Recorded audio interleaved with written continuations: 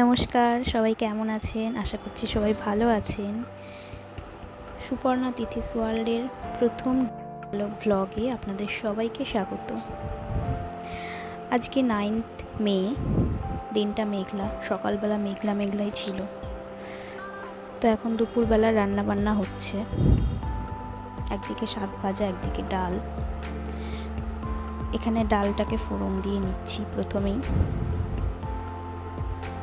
শাক ভাজা, আলু ভাজা হয়ে গেছে, এখানে ডালটা ফোড়ন দেওয়াও হয়ে গেছে, আর হচ্ছে সাথে ডিমের ঝোল।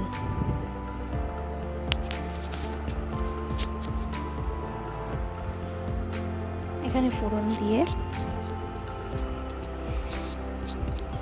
পেঁয়াজ কুচিটা প্রথমে ভেজে নিচ্ছি, তার সাথে সমস্ত কিছু ভেজে রাখা রয়েছে আগে থেকেই। এবারে পেঁয়াজ টমেটো ভালোভাবে কষিয়ে এর মধ্যে মশলাটা দিয়ে, জিরে আদা লঙ্কা রসুন সব কিছু দিয়ে, বেটে রাখা মশলা দিয়ে ভালোভাবে মশলাটাকে কষিয়ে নেব। কষিয়ে নিয়ে এর মধ্যে আগে থেকে ভেজে রাখা পটল আর আলুটা দিয়ে সামান্য একটু জল দিয়ে কিন্তু এটাকে ভালোভাবে আবার একটু কষিয়ে নিচ্ছি। কষানো হয়ে গেলে এখানে জল দিয়ে সেটা ফুটে গেলে তার মধ্যে ডিমগুলো দিয়ে দিচ্ছি।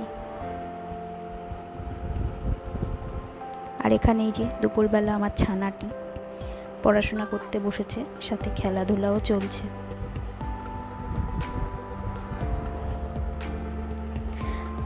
সকালবেলা মেঘলা থাকলেও কিন্তু বেলার দিকে আকাশটা পরিষ্কার হয়ে বেশ খানিকটা রোদ্দুর বেরিয়েছে। এবারে দুপুরের লাঞ্চ টাইম। লাঞ্চে শাক ভাজা, ডিমের ঝোল আর আমের ডাল। বন্ধুরা, ব্লগটা এখানেই শেষ করছি।